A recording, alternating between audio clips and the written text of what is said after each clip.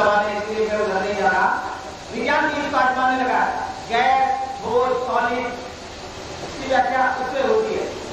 विज्ञान के बड़े अच्छे से विद्यार्थी वो तो यहाँ वीडियो स्टॉप हमको नजर आते हैं, मेरे मित्र लोग भूल जा रहे हैं।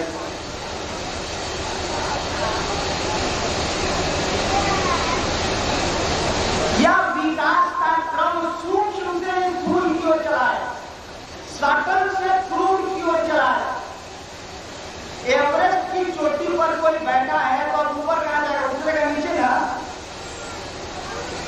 ठीक उसी तरह से वह परमात्मा जो सूक्ष्म से भी सूक्ष्म है, उसने जब भी कुछ बनाया, जब भी उसने बनाने को सोचा, निश्चित रूप से वह अब नीचे उतरेगा ना, स्थूल ना होगा, सूक्ष्म का होगा। उससे कुछ सूक्ष्म है ये सूक्ष्म और स्थूल की परिभाषा क्या है? किसको आप सूक्ष्म कहते हैं, किसको आप स्थूल कहते हैं? जो आपकी इंद्रियों की पकड़ में आसानी से आ जाता है उसको आप स्थूल कहते हैं। जो आपकी इंद्रियों की पकड़ में कम आने लगता है, आप तुलना करते हैं, ज्यादा स्थूल है, ये उससे कम स्थूल है, ये उससे ज्यादा सूक्ष्म है। जैसे 5 इंद्रियां हैं हम लोगों के पास, क्या होता है? ज्ञान इंद्रिया। जैसे शब्द में आकाश से मात्र शब्द गुजरते हैं, मात्र आपके कान ही पकड़ सकते हैं आकाश को। ना आकाश आपको दिखेगा, ना उसका कोई रंग ढंग है, ना उसका कोई आकार है, ना उसमें कोई स्वाद है। पांचों देखिए, जीभ आपका काम नहीं कर रही है, कान आपके काम कर रहे हैं, आंखें काम नहीं कर रही है, स्पर्श आपको हवा की तरह नहीं आ रहा है आकाश का, मात्र एक इंद्रिय काम कर रही है, तो आप कहते हैं कि सूक्ष्म है। आइए दूसरे लेयर पर हवा। अब देखिए दूसरी ज्ञानेंद्रिय आपकी काम करने लगी, अब आपको चलती है हवा तो महसूस होता है हवा चल रही है, ना आप देख रहे हैं, ना इसमें कोई गंध है, ना इसका कोई स्वरूप है। तीन इंद्रियां या नहीं, तीन ज्ञानेंद्रियां या नहीं काम कर रही है, दो करने लगी हवा पर, आकाश पर एक कर रही थी, हवा पर दो कर रही है। आग आ जाइए, आग पर जैसे आइएगा एक और ज्ञानेंद्रिय आपकी काम करने लगेगी, आग को आकार है। स्पर्श तो पहले से आवाज में स्पर्श चालू हो गया, शब्द चालू हो गए, तो आग में तीनों मिलेंगे आपको, आग में तीनों चीज मिलेगी। आग जलेगी, कान आपको पकड़ लेंगे।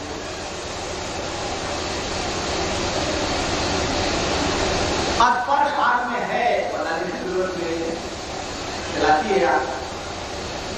रूप है आग में, दिखती है आग, लेकिन अभी भी दो इंद्रिय काम नहीं करेगी इस पर आपको।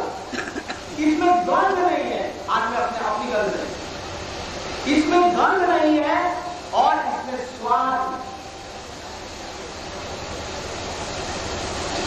ठीक, अब आ जाएगी पानी, आ गया इसमें स्वाद, रस है। अब यहाँ पर चार काम कर रहे हैं, एक अभी फेल कर रहा है, गंध नहीं है, पानी में कोई नहीं। अब आ जाएगी मिट्टी, छिलकी, मिट्टी में गंध है, इसका स्पेशल गुण है स्मेल, मिट्टी में गंध है। अब मिट्टी, जैसे आप मिट्टी को पकड़ते हैं, आपकी पांचों ज्ञानेंद्रियां काम कर रही है। आंख में देखिए मिट्टी को, गंध भी इसमें है, इसका स्वाद भी है, इसमें शब्द भी है, जरा जरा देख सकते हैं। कैसे पांचों ज्ञानेंद्रियां, इसीलिए कहा गया कि मिट्टी से ज्यादा सूक्ष्म है पानी, पानी से ज्यादा सूक्ष्म है आग, आग से ज्यादा सूक्ष्म है हवा, हवा से ज्यादा सूक्ष्म है आकाश। यही सूक्ष्म से स्थूल का क्रम था, या स्थूल से सूक्ष्म का क्रम था। इन पांचों पंच महाभूतों का प्रतीक है शिवलिंग। इन पांचों महाभूतों, इन पांचों तत्वों के मिश्रण से सृष्टि का विकास क्रम माना गया है। ये पांचों तत्वों के मिश्रण जिस सीमेंट से जुड़ते हैं, उस सीमेंट को कहा गया गुण। सीमेंट में बंधन, जिस चीज से बांधे जाते हैं, गुण। गुण का संस्कृत में होता है बंधन, बॉन्डेज। जिस गुण से बांधे जाते हैं, जैसे लाइन गुण से ना बांधा जाता, सीमेंट ईंटा सीमेंट से जोड़ा जाता है, ये पांचों तत्व जिस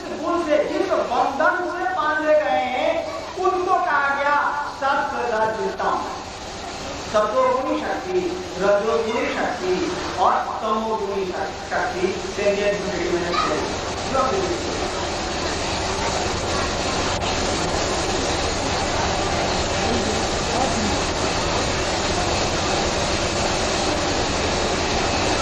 देखिए व्याकरण भाग विषय चला रहा। एक परमात्मा, 5 तत्व, 3 गुण, कितना हुआ जोड़िए तो हिसाब। एक परमात्मा, 5 तत्व, 3 गुण, 5 3 8 और 1 9, 9 अंक हो गए। एक परमात्मा, 5 तत्व, 3 गुण, 5 3 8 और 1 9, पूरी की पूरी सृष्टि इन्हीं 5 तत्वों और 3 गुणों के भीतर है, इसके बाहर नहीं है। यानी शक्ति का विकास, पूरी सृष्टि की उत्पत्ति, स्थिति और लय, समाप्ति, इंटायर क्रिएशन यानी God, generation, operation and destruction, God की जो परिभाषा है, उत्पत्ति, स्थिति और लय, ये शक्ति का विकास क्रम है। ये जो सूक्ष्म से स्थूल हुआ है कोई ये सत्ता, ये ताकत से न हुई है, शक्ति से न हुई है। इसीलिए शक्ति की पूजा में 9 अंक का बड़ा इंपॉर्टेंस है। नवारण मंत्र, नवधा भक्ति, राम नवमी, नवरात्रा, देखिए शक्ति की पूजा में 9 अंक का इसीलिए इंपॉर्टेंस है कि पूरी सृष्टि को माना गया है कि इसी 9 के घेरे में चल रही है। एक परमात्मा, 5 तत्व, 3 गुण। अंक का विज्ञान भी, ये जो 1 2 3 गिनती हम लोग गिनते हैं या अंग्रेजी में 1 2 3, एक का विज्ञान भी यही है। एक से गिनती इसलिए शुरू की जाती है कि एक परमात्मा है, वही बढ़ते बढ़ते बढ़ते बढ़ते पूरी सृष्टि में फैल गया है, उसी का विग्रह है पूरा विश्व, पूरा विश्व, पूरी सृष्टि। एक परमात्मा अनंत है, एक में एक जोड़ते चले जाए अनंत हो जाएगा। अंत का विज्ञान यही है, एक परमात्मा है, उसको अनंत माना गया है, फैलता चला गया 5 तत्व और 3 गुणों में, पूरी की पूरी सृष्टि हो गई, उसी में स्थिति, उत्पत्ति और विनाश का क्रम चल रहा है। यही एक परमात्मा अंक के विज्ञान में एक महासंघ का क्या मानी है? एक बार एक महासंघ, एक महासंघ नहीं रहेगा, जोड़ते रहेंगे अनंत हो जाएगा। एक परमात्मा जिस तरह से अनंत है, एक भी जोगात्मक क्रम से अनंत है। मैं भाग गया। शिवलिंग में ये 5 पंच महाभूत माने गए हैं। सृष्टि का विकास क्रम विषयहीन है, तो शिवलिंग प्रजनन का प्रतीक है, बिल्कुल है। पूरी की पूरी सृष्टि का विकास इन्हीं 5 तत्वों से हुआ है। शिवलिंग की पूजा टोटल विज्ञान है। शिवलिंग की पूजा पूरी की पूरी तरह एक वैज्ञानिक विधा, साइंटिफिक साइंस है। देखिए, वही उस परमात्मा ने इच्छा की। आप कहिएगा कि परमात्मा इच्छा कैसे करता है भाई?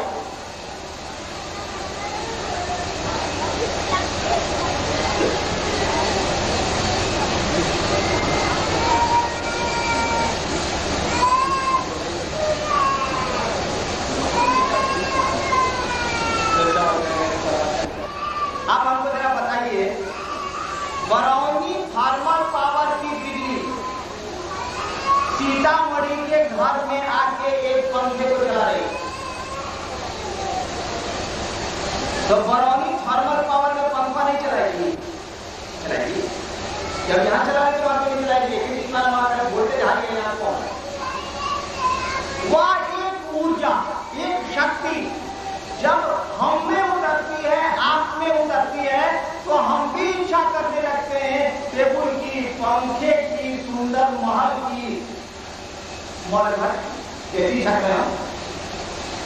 एक ऊर्जा हमें जागती है तो हम इच्छाएं करने लगते हैं, हम प्रसन्न होने लगते हैं और प्रसन्न होने लगते हैं, प्यार करने लगते हैं, दुश्मनी करने लगते हैं, दोस्ती करने लगते हैं, अपना बनाने लगते हैं, पराया बनाने लगते हैं, अपनी दुनिया बनाने लगते हैं। एक ऊर्जा इस मानवीय शरीर में, आदमी के शरीर में एक करंट टूटा है जो निकल जाएगा, तो उसी को करने में मर गया। जब एक ऊर्जा इस मानव शरीर में उतर के इच्छा पैदा कर देती है, इच्छा से क्रियाएं भी हो जा रही हैं, माइक्रोफोन पर भगवान बनाया, यानी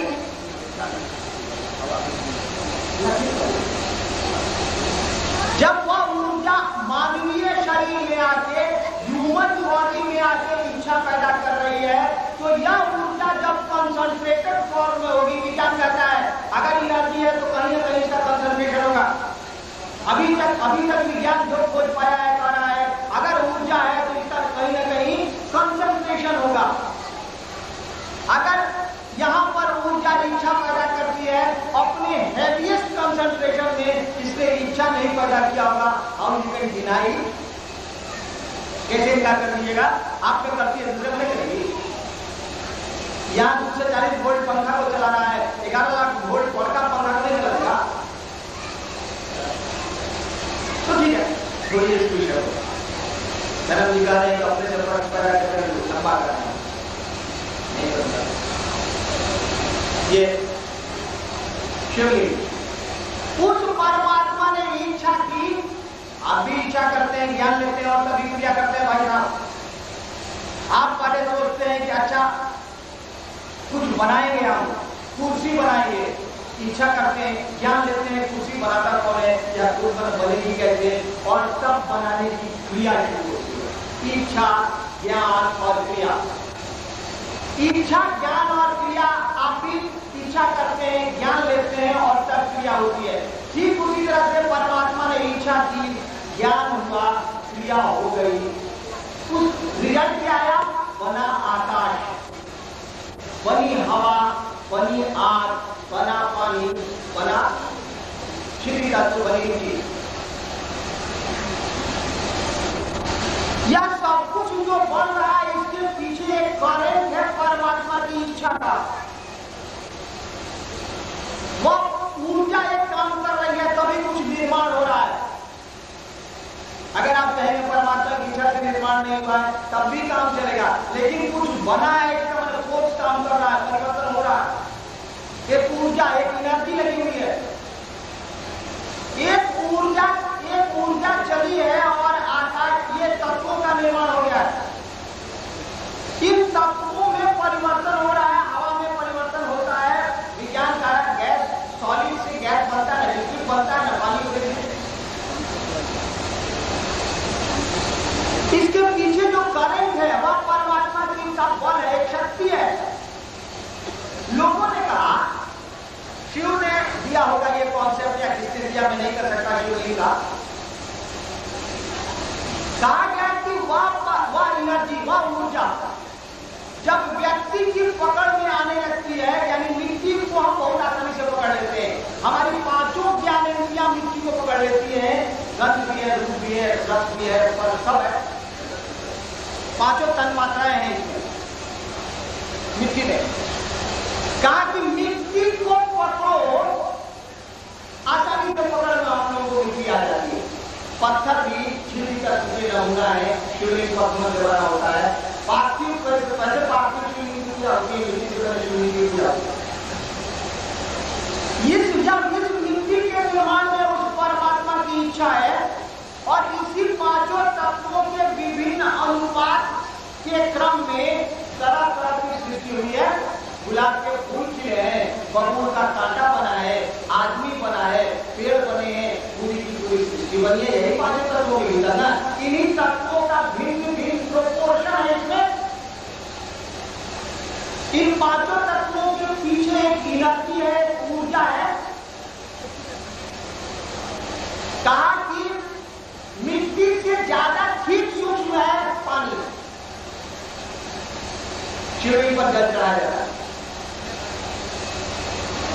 पत्थर से ठीक सूक्ष्म है पानी। पानी के निर्माण के बाद ही मिट्टी का निर्माण हुआ है। ताकि पत्थर पर अगर जल गिराया जाए, रिएक्शन कराया जाए, साइंस हो रहा, इस पत्थर पर अगर जल गिराया जाए तो क्या होगा? लेकिन इस पत्थर या मिट्टी आई है उस पानी के तत्व से, उसमें थी एक तत्व से आई है, नीचे उतरी है। तो अगर परमात्मा की इच्छा को अपनी इच्छा से जोड़ दिया जाए, उल्टा हो गया, अपनी इच्छा को परमात्मा की इच्छा से जोड़ दिया जाए, उसी की इच्छा से ये निर्माण कार्य सृष्टि का चल रहा है, स्थिति और विनाश का क्रम चल रहा है, तो क्या होगा?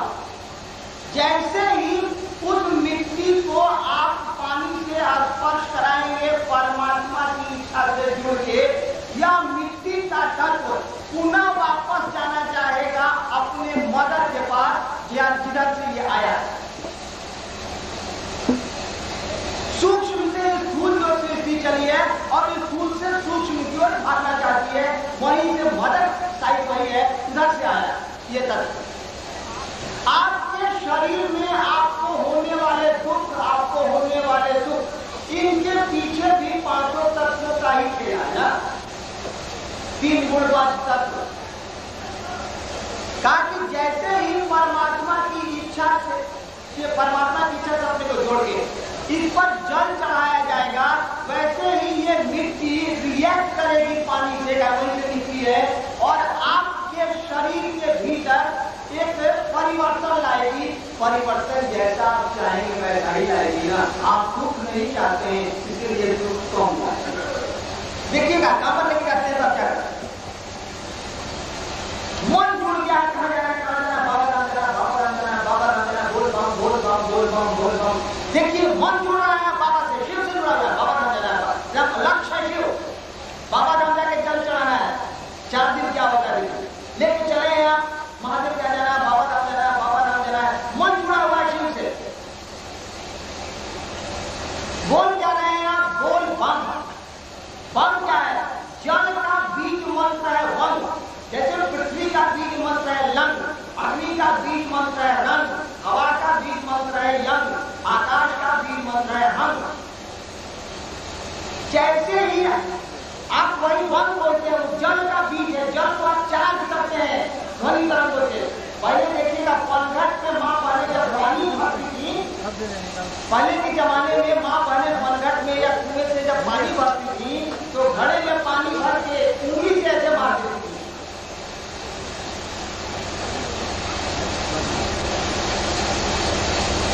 उंगलियों के पोर पर आज विज्ञान करने लगा है, ऊर्जा ज्यादा कंसंट्रेशन में है। जैसे पानी पर उंगलियां मारी जाती हैं, पानी कंडक्टर चार्ज हो जाता है, न उसमें कीड़े रास्ते में लगेंगे, न विषाणु उसमें पड़ेंगे, पीने का पानी पीने लायक रहेगा। ठीक, आप उस जल को चार्ज करते हैं ध्वनि तरंगों से, बोल बम बोल, वो है मन, मन है वो। लेकिन मन जब भी बोलिएगा बम हो जाएगा, बोल बम बम बम बम, बम का संसार बम हो जाता है, बोल बम बोल बम बोल। अब पानी बात चार्ज कर रहे हैं, बाबा धाम जाना है, मन शिव से जुड़ा हुआ है, परमात्मा से जुड़ा हुआ है, पानी को चार्ज कर रहे हैं आप, पानी को ले जाके उस पत्थर पर उस भाव से गिराते हैं, रिएक्शन होता है। वह पत्थर का तत्व मिट्टी के तत्व से जुड़ता है, फिजिकली नहीं जुड़ता है, उसके पीछे जो ऊर्जा काम कर रही है वह ऊर्जा में गठबंध होता है। जैसे ऊर्जा में गठबंध होगा, आप में वह ऊर्जा का करंट परिवर्तन करेगा। आप सुख लेना चाहते हैं, दुख नहीं चाहते हैं, दुख को जोड़ देता है, सुख की दिशा में एक कदम बढ़ता है। देखिएगा भाई, शिवलिंग जो है आपका, इसमें ज्यादा पोर्शन मिट्टी का है, क्षिति तत्व है और जल तत्व है। ये दोनों तत्व मिट्टी और पानी ये अधोमुखी है, नीचे की ओर चलते हैं। पानी आप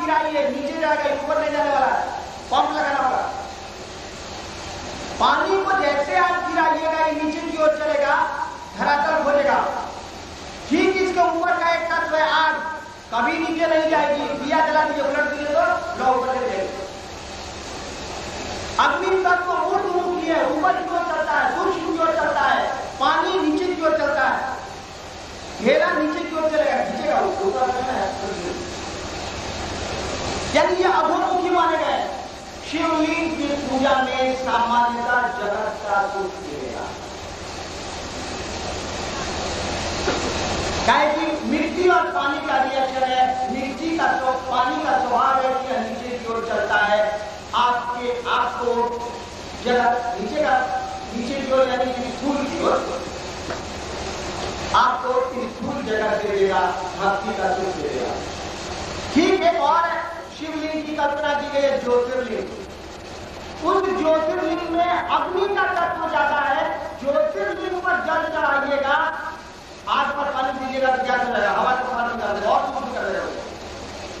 ज्योतिर्लिंग पर जब जल चढ़ाइएगा तो आपके मन को परमात्मा से उन्मुख कर देगा, परमात्मा की ओर ले जाने की दिशा में बढ़ देगा। परमात्मा की ओर भी चलिएगा तो जगत मिलेगा, थोड़ा ज्यादा मिलेगा। लेकिन मन को परमात्मा की ओर ले जाएगा, वहां भी चाहे तो जगत मिले आप, क्योंकि जगत भी वहीं से ना है। यही